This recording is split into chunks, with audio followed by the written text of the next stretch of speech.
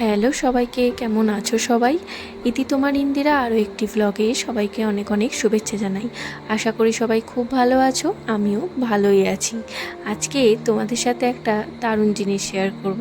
সেটা হচ্ছে কাঁচা আমের আম পান্না।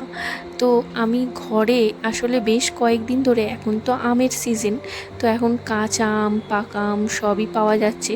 তো এখানে পাকা আম বলতে আমাদের আম্রপালি ছাড়া পাওয়া যাচ্ছে না, আর সব সময়ের জন্য নিয়ে আসাও হয় না। তো এই কারণে এখন কাঁচা আমটাই বেশিরভাগ আনা হয়। সেটা চাটনিও বানানো হয়। আবার দুদিন আগে বাজারে গেছিলাম, তো সায়ন্ত দুটো বড় সাইজের কাঁচা আম নিয়ে এসেছে। এটা না, দুটো আমে 1 কেজি। ঠিক আছে, এত বড় সাইজের আম যে দুটোতেই 1 কেজি হয়ে যায়।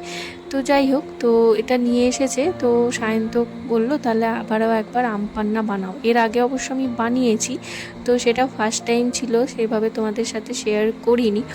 তো এটা হচ্ছে সেকেন্ড টাইম, তো তাই ভাবলাম তোমাদের সাথে এটা শেয়ার করি। অবশ্যই সেটা ভালো হয়েছে, অবশ্যই আমি সেটা আগে ট্রাই করে নিয়েছি, তার বানিয়ে খেয়েছি, ট্রাই করেছি কেমন হয়েছে, ভালো হয়েছে তবেই তোমাদের সাথে কিন্তু সেটা শেয়ার করছি।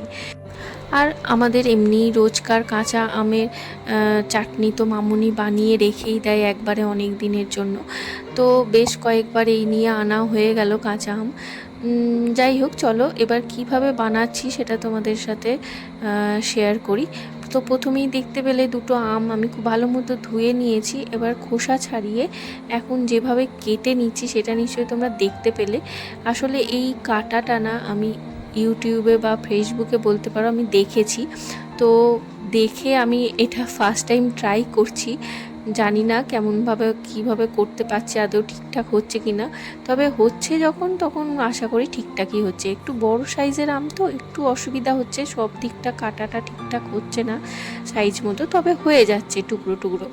ওই খোসা না ছাড়িয়ে দুটো ফালি, মানে 3 ফালি করে যেটা আমটা আমরা ছাড়াই, সেটাতে আমার মনে হয় বেশি খরচ হয়। তার থেকে এইভাবে যে বানাচ্ছি, মানে কাটছি, এইভাবে যে কাটিংটা করলাম, খোসাটা ছাড়িয়ে নিলাম, তারপরে লম্বা লম্বা ফালি দিলাম, তারপরে চওড়ার দিক করে ফালি দিলাম। এখন দিয়ে যেভাবে আমরা 3 ফালি আম করি ঠিক সেইভাবে কেটে নিচ্ছি। কি সুন্দর টুকরো টুকরো হয়ে বেরিয়ে আসছে, দেখো বেশ সুন্দর, বেশ মজার লাগছে কিন্তু। আর আঁটিটার থেকেও গা থেকে বেশ চেঁচে সুন্দর করে নেওয়াও যাচ্ছে। তো এইভাবে আমি এখন দুটো আমকে সুন্দর করে কুচি কুচি করে কেটে নিচ্ছি। এই গরমের সিজনে না আমের এই আম পান্নাটা তোমরা বানিয়ে খাও, দেখো খুব আরাম, মন প্রাণ সব জুড়িয়ে যাবে। আর মেন কথা হচ্ছে গরমে একটু এরকম ভালোই লাগে খেতে।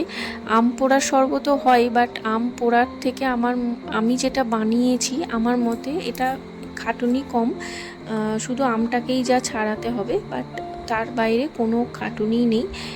আমটাকে পুড়িয়ে সেটাকে আবার ছাড়ানো বা সেটাকে ঠান্ডা করে আবার সেটাকে করা, সেটা অবশ্যই একটা আলাদা টেস্ট হয়। আমি কোনোদিনও ট্রাই করিনি, তবে এইটা আমি কাঁচা আম দিয়ে একদম এটাকে আমি ডাইরেক্ট বানিয়েছি, দেখেছি এটা খুব সুন্দর।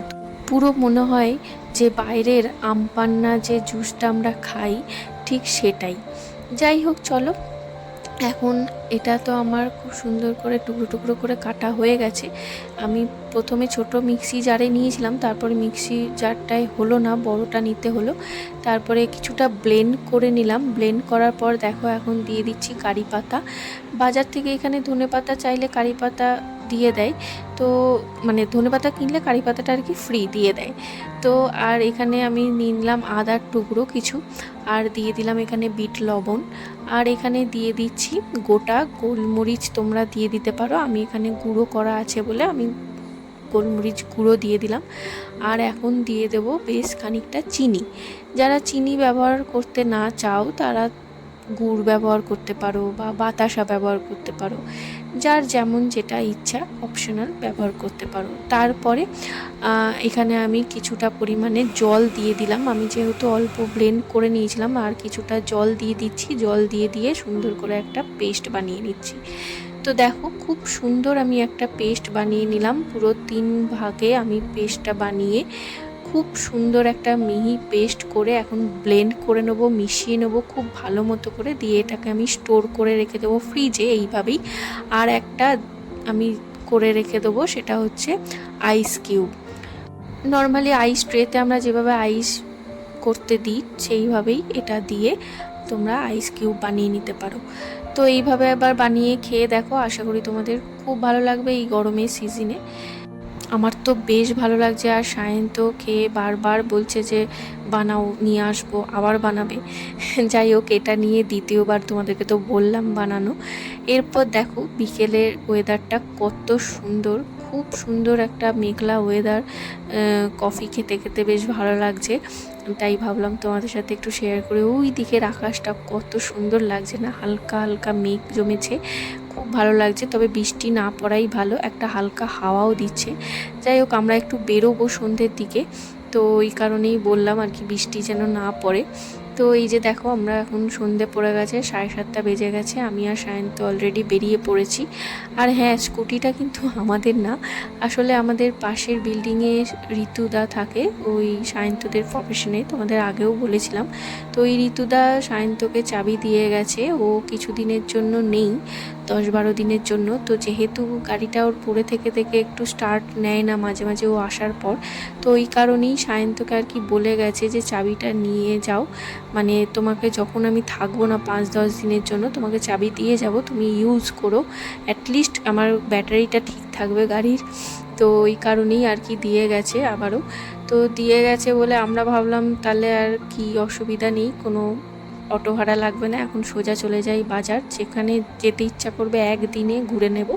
তো এখানে সোজা চলে এলাম এখন স্টার বাজারে। আসলে সেরকম কিছু কেনাকাটির নেই, তবে অল্প কিছু কেনাকাটির রয়েছে ঘরে। আর সবথেকে মেন যেটা কিনতে এসেছি আমরা, সেটা হচ্ছে আমাদের বেডরুমের পর্দা। তো আগেরবার দেখে গেছিলাম, তো এবারেই সেটা কিনলাম। আর প্রত্যেকবারের মতো যেটা কাজ, সায়ন্তর মতো ঘুরে ঘুরে বাজার করে, আর আমি আমার মতো ভিডিও বানাই। আর তার সাথে সায়ন্ত আমাকে একটা কুরকুরের প্যাকেট কিনে দিয়েছে, সেটা আমি এখন খেতে খেতে গাড়িতে যাব। তো বেশ ভালো লাগছে। আর এখন সোজা আমরা চলে যাব ডিমার্টে, কারণ স্টার বাজারে যেটা পাইনি আর কি, সেটা আর কি ডিমার্টে সায়ন্ত দেখতে এলো, যেহেতু গাড়ি আছে এখন তো কোনো অসুবিধাই নেই।